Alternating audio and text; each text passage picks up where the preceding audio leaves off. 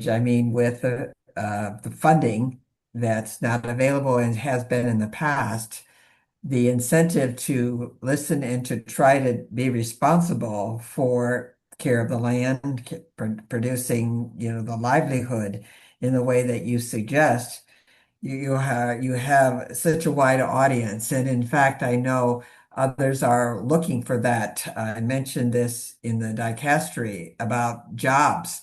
And so that's important. The popular movement, for example, talk about the importance of land, labor, and lodging.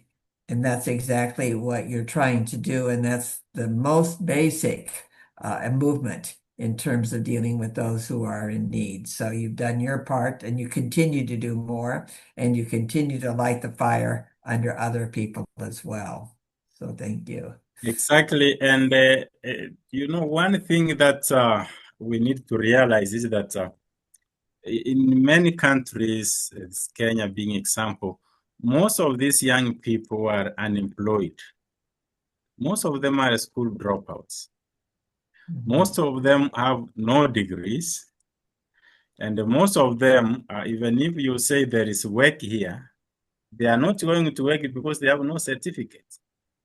So the only way to make use of these people and to help them is to create such projects which are, for example, labor intensive. So that is where the majority are. If you talk about white collar jobs, very few will go there. So that is why these programs for me are key to address the majority. If you talk about going to the university, you find some have not gone there, some didn't complete me because of school fees or tuition and all this.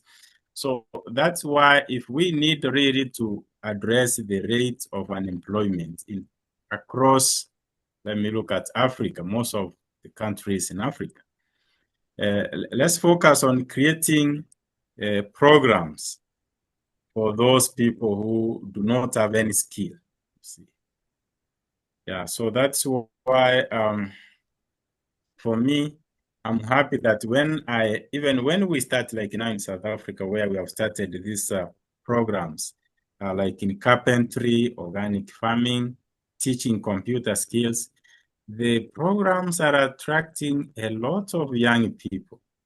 So we normally have up to, like currently, we are having up to 110 who come for after 3 months.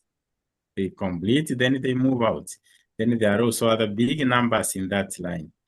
So we cannot create more white collar jobs, but these other jobs like, as I say, farming. And also most of the people, those who cannot perform well academically, because not all of us are gifted academically.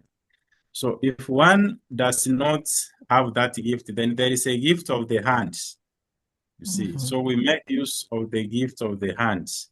We say now, in practical things, you are okay. In mathematics, you have a challenge. So let's work on the practical so that you become also valuable. So that you see, some think that if you failed academically, then you are useless. No, they are not useless. So those are the people who get entrepreneurship skills. They own cars, they own buses, they own businesses. So we believe in them. We believe there's a talent in every person, which we are tapping into by initiating these programs. Bernard, though, you give certificates to those who complete the programs because you have in them all of the skills that you know need to be mastered because you've done the research of what's needed in the community. So you've Exactly. established trust into this, not only for the individuals who complete it, but those who would be hiring them as well. So you're creating something that's so workable and everybody's winning as a result of that work, which is Exactly, phenomenal. Sister Sheila. Exactly, Sister Sheila. What we have done is that I go to, let's say, the local supermarkets. I get the managers and I ask them, what skills do you need in your supermarket? Then they say, for example, we need somebody who knows how to operate the till or a cashier, or we need somebody who can make desks. So out of this research, then we created these programs. And now people get these skills after completing this skill. But before they complete, when they come to learn, we put them in, for example, one goes into computer.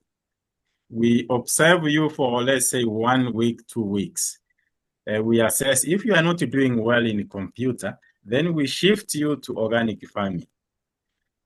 Then we observe you for 2 weeks again. If we are not doing well, we shift you to carpentry. Then maybe in carpentry you excel there, then you develop that skill. We are looking at competence-based. So if you are doing well in that, then we leave you there for 3 months, you train. After that, you graduate, you get a certificate. Then we go back to the managers of these supermarkets, local businesses.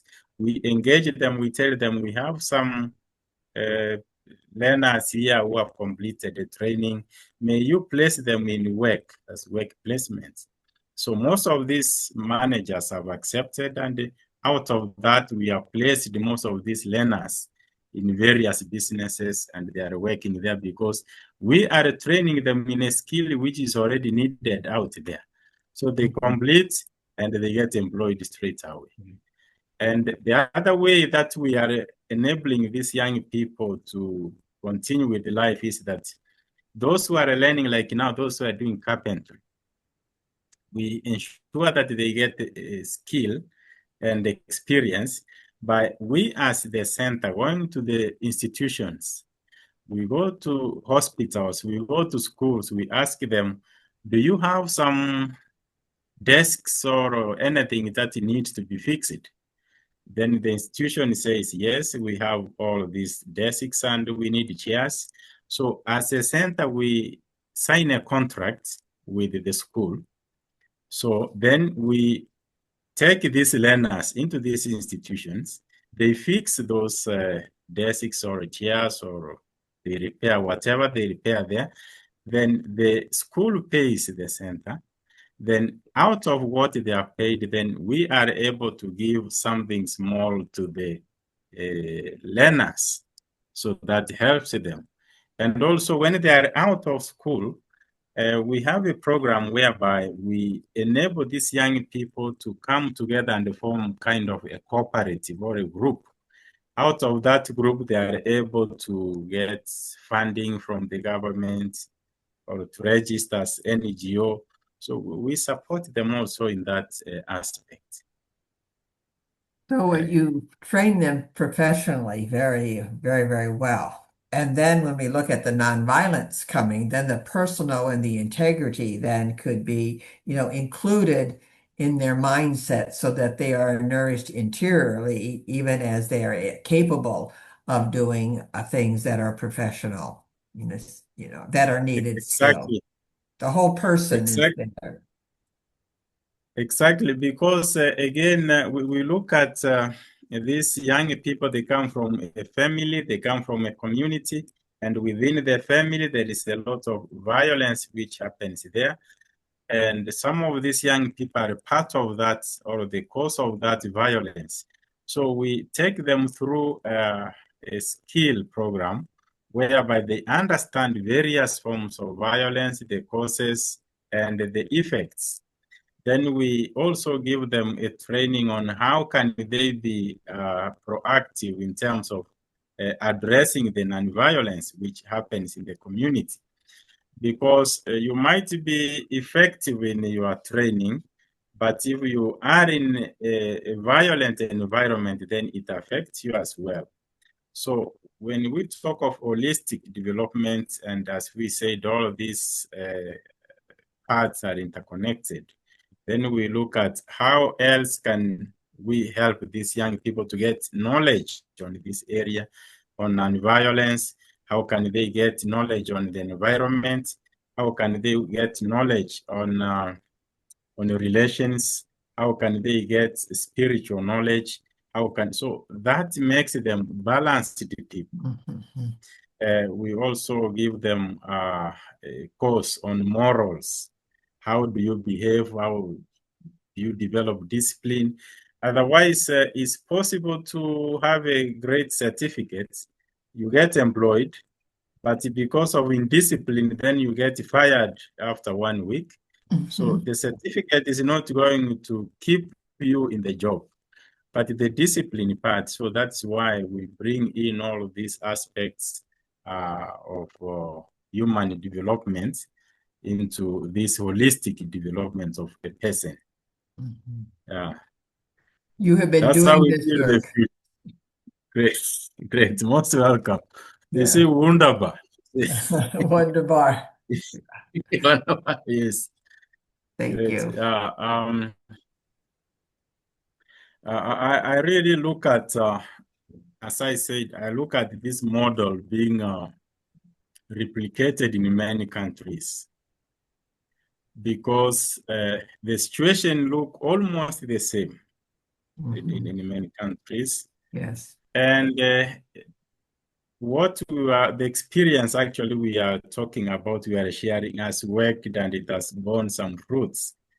And that's why I really advocate that we expand this experience and we also reach out to the millions. There are millions of young people who are perishing while we have this knowledge. So that's why we need to see how do we expand as fast as we can this experience, because some have no knowledge, because out of the sharing with the students and this program, we became aware that most of the young people do not have the experience. They're not aware on nonviolence, the issues which you shared, like now, sexual abuse or the abuse in the family. And there is the culture of silence. They don't know how to talk and what to talk and when and who to talk to. So they resort to keeping quiet. But now the work of nonviolence has enabled some of them to open up, and that has been a source of help to majority of them. And you have been able to place those who shared such experiences under some counselors' guidance and counseling, so that they really supported them. You touch one person, you help one person, it's enough. See? That's right, for sure. It's enough for you, and then that just continues to expand. And with the grace of Exactly. God, we know that this is a need, and you're responding. You're stepping up, to the call. So thank you for that, Bernard. Most welcome, Okay. Sister Sheila. Okay. Is there anything else, Bernard, that you'd like to bring up, or it's up to you? It's up to you. The, okay, the last point that I could mention is the appreciation, because I have the experience or I have an idea, but the sharing of the idea with the partnership of Sister Sheila, this idea has grown. Now, this idea has led to where the project is at the moment. Reaching more than 30,000 people is out of the partnership that we have had. So the appreciation of this partnership has led to this impact. Without this partnership, then I could have remained with my idea, and Sister Sheila could have remained with her idea. Right. But now the coming together of these ideas and the partnering has led to action. And really, I appreciate so much that we are prioritizing the partnership, and it is leading to a discovery of a mission, because this work is becoming like a mission, and we are looking forward to having more partners in it, so that we are able to reach out to many, looking at the needs of the look like now. I've been saying that Kenya is having almost 60 million people. We've reached up to somewhere 30,000. How do we reach out to the 60 millions, you see? Is through expanding the partnership and strengthening the partnership. So I really appreciate so much, and appreciate your coming in and your support. And this is, I guess, Sheila, this is the expansion of the partnership. Yes, it is. Because really, I really appreciate from the bottom of my heart that partnership, because it has made this idea to be a reality. Great. Thank you so much, Brother Benard, for actually putting the boots on the ground and then taking it forward and then giving a vision that's attainable and engaging so many people. And our conversations are very enlightening and stimulating because we never end up, where we started. We're always someplace else. And it's because of the conversation and the energy that we share for this mission. So thank you so much. Most welcome, Sister Sheila.